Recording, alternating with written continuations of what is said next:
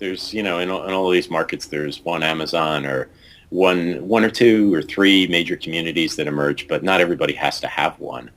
You said something very interesting before, which goes back to, and I heard your old friend thing. So that goes both ways, my friend. But it's true what you said about support communities. The other thing that's interesting, there's an ownership discussion to be having here because, as soon as any company starts talking about a community or talking about maybe their community that's not working very well, almost immediately, and I'm a CMO, so I'm not trying to be critical of marketers, but the marketing department runs in and says, "Oh, we got that, we own that." And what you really find is that customers don't usually come to a community to be marketed to. They come to get answers. They come to get support. They come to interact with their peers. So, there needs to be some cross-functional ownership. It doesn't mean marketing shouldn't be involved. They should be involved. And community management is, I believe, a hugely important emerging area. And I'm sure you're going to be talking about that. I unfortunately can't make IMS New York, but I'm hoping to be in San Francisco this year.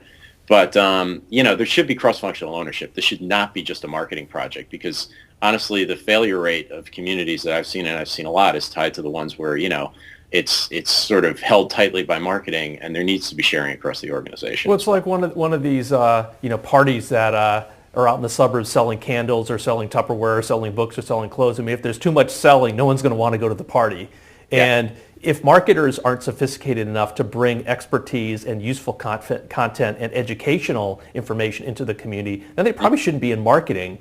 And it's an incredibly important point that people want to hang out with their peers and they want to get useful information.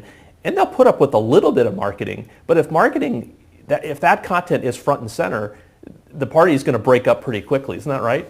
Right. Absolutely. And it goes back to what you said about it being a channel, and it is a channel, but you have to remember it's a channel for the customers to interact with each other as well as just for marketers to interact with them. So, and interact with the resources they want to interact with.